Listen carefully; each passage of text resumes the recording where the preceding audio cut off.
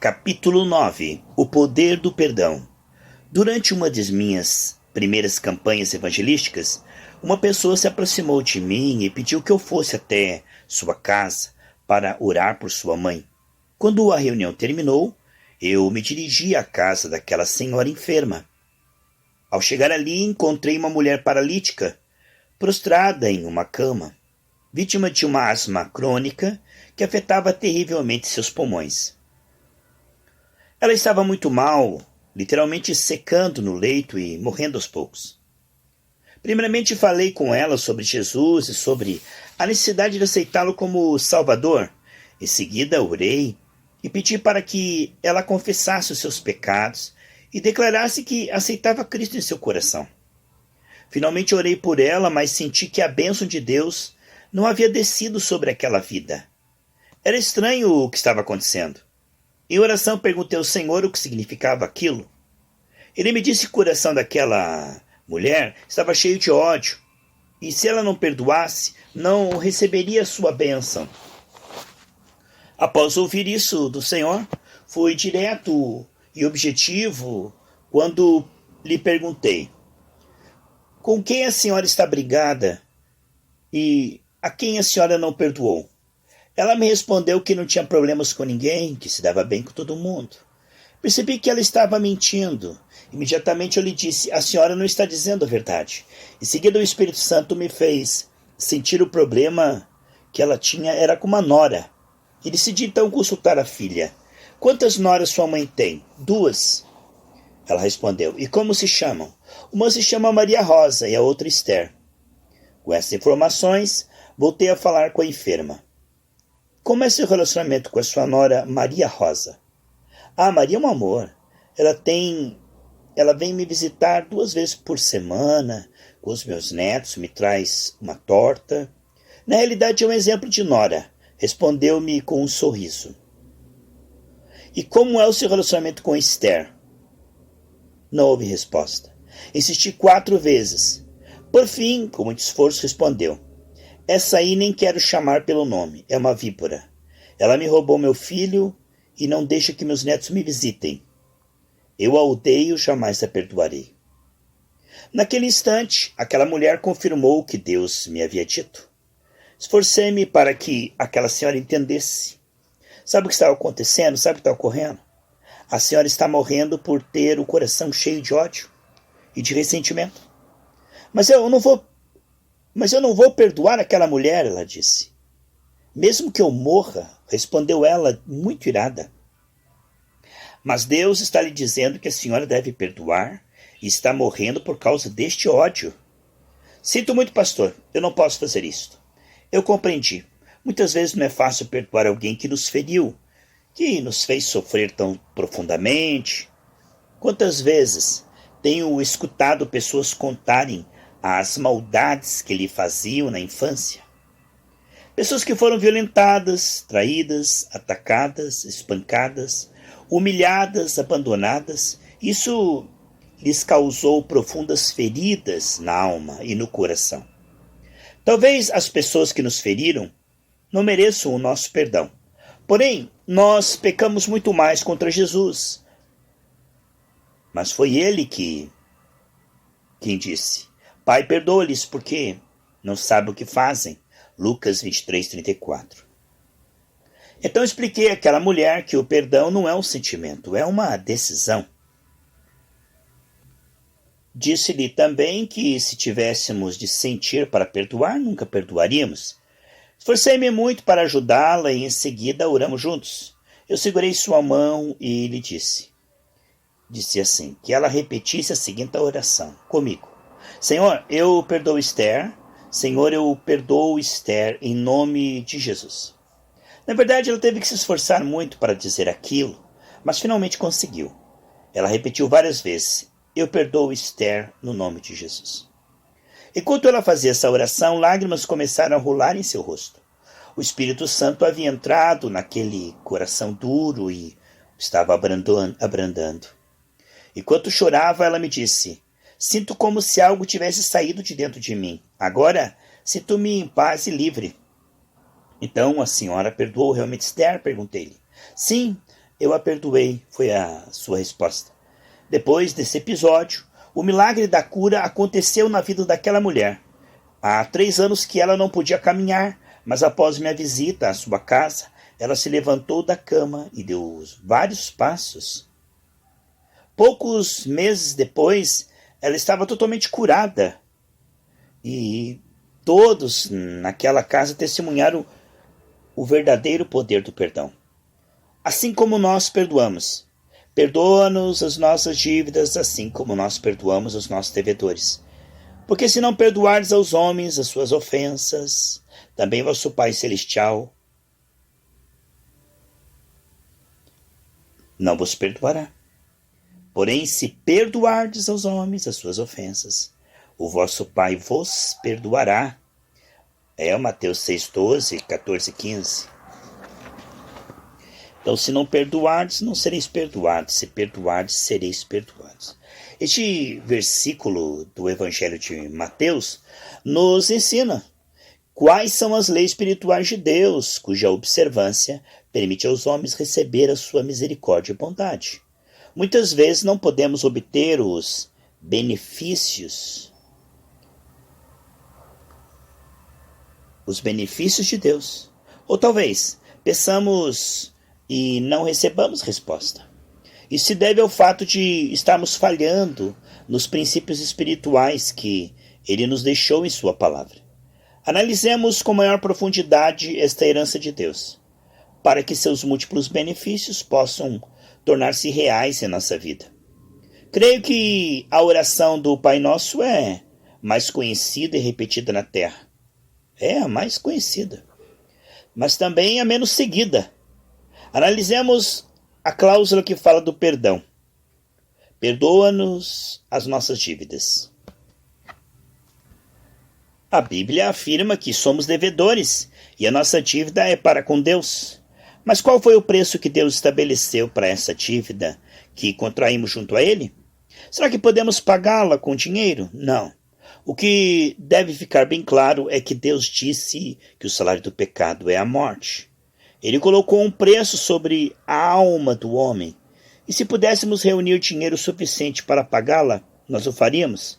Porém, a palavra de Deus nos ensina que uma alma vale mais do que o ouro e a prata do mundo inteiro. Vale mais do que o mundo inteiro. Portanto, não podemos comprar com dinheiro o perdão de Deus. Mesmo que muitos acreditem que isto é possível e deixem suas fortunas para instituições religiosas em troca de receberem o perdão para suas almas, quero lhes garantir que Deus não é comerciante para que possamos pagar por seu perdão ou pelo sacrifício de Jesus Cristo na cruz. Portanto, o homem terá que pagar com sua vida a rebelião e a desobediência para com Deus. Ou seja, o preço do pecado é a morte. Porém, quando Deus viu que toda a humanidade estava no caminho da perdição e que todos deviam morrer, Ele enviou Jesus à terra para que, sem mancha e sem pecado, morresse pelos nossos pecados. Agora, todo aquele que crer na justiça de Jesus Cristo não se perderá, não receberá mais a morte, e sim a vida eterna. Ele não enviou seu Filho para condenar o mundo, e sim para que o mundo fosse salvo por ele. Assim como por meio do primeiro homem, Adão, o pecado, a maldição e a morte entraram no mundo, da mesma forma, mediante Jesus Cristo entraram o perdão, a salvação e a vida eterna. Quando Jesus morreu na cruz, ele concluiu o plano, o propósito perfeito de Deus para com o homem. Ao terminar seu sacrifício, ele diz: está consumado. O mundo o vê crucificado, mas poucos sabem que ali na cruz ele consumou o pagamento da dívida que a humanidade tinha para com Deus. Portanto, Cristo é o nosso mediador. Quando chegarmos ao céu, teremos em nossas mãos um recibo espiritual que ele nos entregou quando o aceitamos como Salvador em nosso coração. Sabem o que está escrito em seu recibo? Pai, eu paguei a dívida de Carlos Anacondia com meu sangue. Este recibo não está escrito com tinta, mas com o sangue de Jesus de Nazaré, derramado na cruz do Calvário. Isso quer dizer que agora você pertence a Cristo. Já não é mais devedor para com Deus, porque a dádiva de Deus é a vida eterna, em Cristo Jesus, nosso Senhor. Assim como nós perdoamos nossos devedores. Essa é a segunda parte da passagem que estamos analisando. Diante de tudo o que já dissemos, a palavra de Deus é clara e nos afirma abertamente que, para recebermos o perdão de Deus, devemos também perdoar. Quando Deus nos perdoa, nós nos reconciliamos com Ele e recebemos a salvação. Mas se não obedecermos essa lei, perderemos o perdão e os benefícios de Deus e corremos o grave risco de perder a salvação que Jesus Cristo conquistou para nós na cruz do Calvário. Dia após dia vemos os rostos das pessoas cheios de amargura e rancor, o ódio que só endurece o coração, mas também as feições, as alterações espirituais se manifestam também no rosto, e o que é pior, mesmo com o passar do tempo chegam a desgastar os ossos.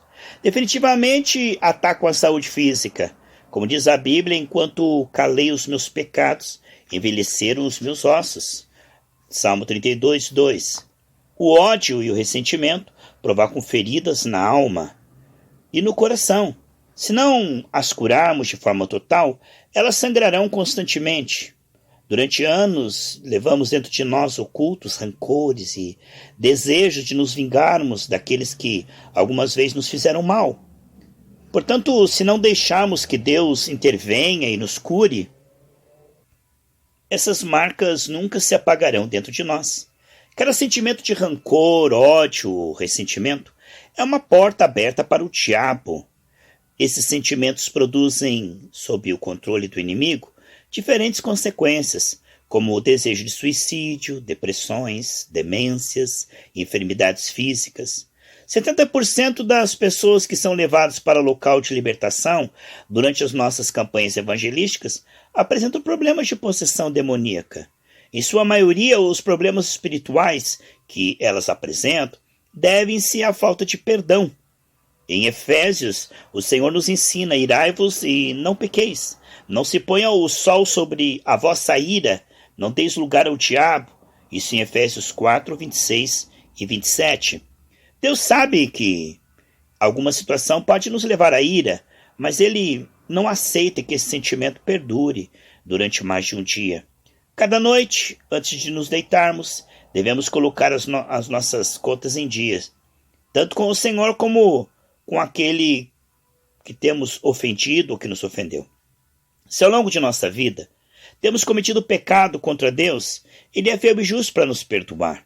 Ele nos diz: jamais me lembrarei dos seus pecados e das suas iniquidades. Hebreus 10, 17. Muitas pessoas, inclusive cristãs, não estão convencidas ainda da imensa importância do perdão.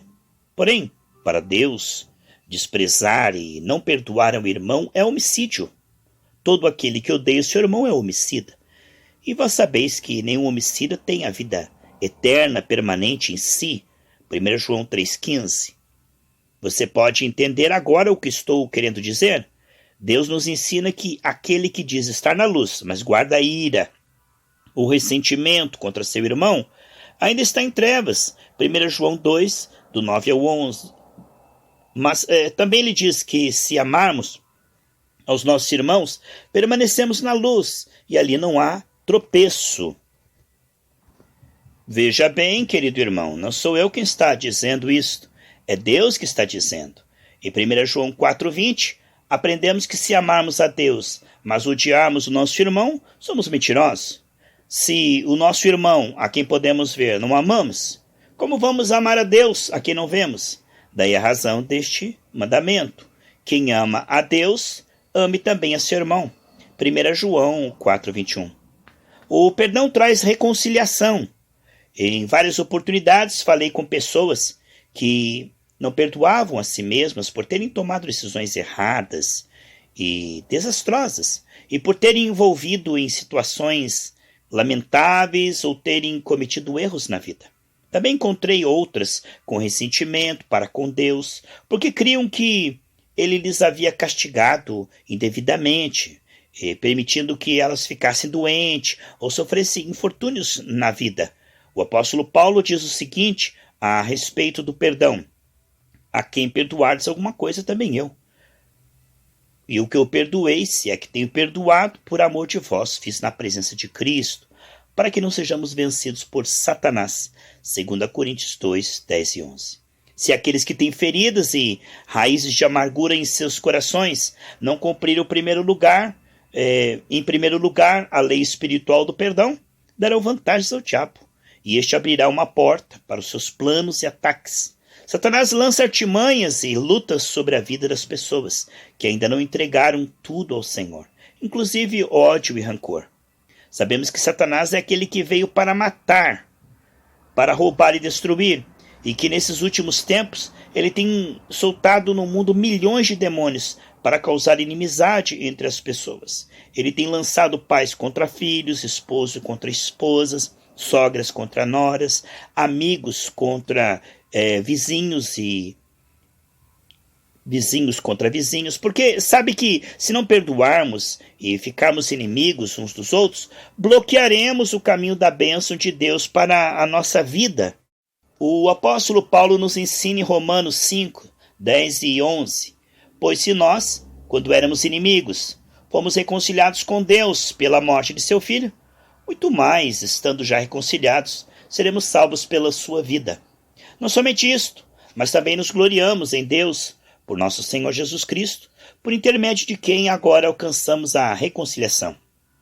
Da mesma maneira que, ao recebermos a Cristo em nosso coração, nos reconciliamos com Deus, Paulo disse também que Deus, que nos reconciliou consigo mesmo, por meio de Cristo, nos deu o ministério da reconciliação. Não somente nos reconciliou com Ele, mas também nos colocou em condição de nos reconciliarmos com todos os que nos ofenderam ou nos feriram.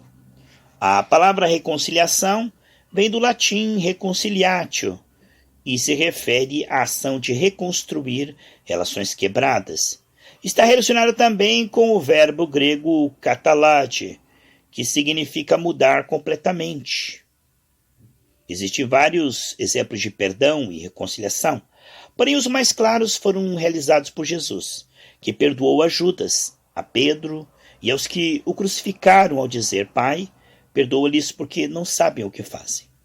O mesmo Espírito Santo que ungiu a Cristo é o mesmo que está morando em nós. Quando prego acerca do perdão, quase sempre ouço pessoas gritando no meio da multidão: Senhor, eu perdoo. Nesse instante, essas pessoas recebem um milagre que com tanto desejo e fé estavam pedindo, e são cheias do Espírito Santo. Isto nós podemos exemplificar da seguinte maneira: se você quer encher uma garrafa com água, mas a submerge com a boca vedada, você pode passar horas e horas esperando que a água derrame-se dentro dela, mas não entrará uma só gota. Porém, se você tirar a tampa, a garrafa se encherá. A mesma coisa acontece em nossa vida. É necessário então somente que você tire a tampa, que é a falta de perdão, para que a graça de Deus entre em sua vida. Remova essa tampa, pois é ela que não está permitindo que o Espírito Santo de Deus flua com liberdade para dentro do seu coração. Em 1994, convidaram-me para uma conferência anual da Assembleia de Deus da Dinamarca. E lá eu preguei uma noite sobre o poder do perdão. No momento em que eu pregava, minha atenção foi despertada para um jovem que, apoiado em 2 muletas, aproximou-se do altar chorando, gritando: Eu perdoo ao meu Pai, Senhor, eu perdoo. Instantes depois, vi que aquele rapaz lançava fora as muletas e subia correndo à plataforma para dar testemunho. Deus o havia curado. Se seu irmão pecou contra você, você deve perdoar as suas ofensas. É necessário lembrarmos que, com a mesma medida com que nós medimos, seremos medidos também. E Marcos Sim, em Marcos 11:25 está escrito: E quando estiverdes orando, se tendes alguma coisa contra alguém, perdoai, para que o vosso Pai que está no céu vos perdoe as vossas ofensas. O segredo está em confessarmos. Talvez não possamos ir até a pessoa com quem estamos com problemas, porque talvez ela já tenha morrido ou tenha mudado para bem longe. Mas se pudermos confessar perante Deus e declarar o nosso perdão pronunciado no nome da pessoa, a obra será feita. Podemos dizer, Senhor, eu perdoo João. Tanto Deus como o próprio diabo estão escutando. O momento em que você pronunciar essas palavras de sinceridade no coração e do mais profundo da sua alma, o Espírito Santo encherá o seu coração de amor e cicatrizará toda ferida. Então o diabo verá que você está em obediência diante de Deus. E pela porta da falta do perdão, ele saberá que não pode mais atormentar a sua vida. O Senhor perdoou a traição de Judas, a negação de Pedro, aos que o crucificaram, e também pôde perdoar todos os seus pecados e também os meus. Reflita sobre essas palavras. Peça ao Espírito Santo que ministre em sua vida, que navegue por esses escuros lugares do seu coração. Lugares que nem você nem ninguém além dele conhece, e onde estão guardadas feridas que durante anos você quis esconder e manter em silêncio. É sua decisão, não espere mais. A falta de perdão freia as bênçãos de Deus para a nossa vida. Decida-se a restaurar os relacionamentos quebrados, e então você será cheio das bênçãos do nosso glorioso Senhor.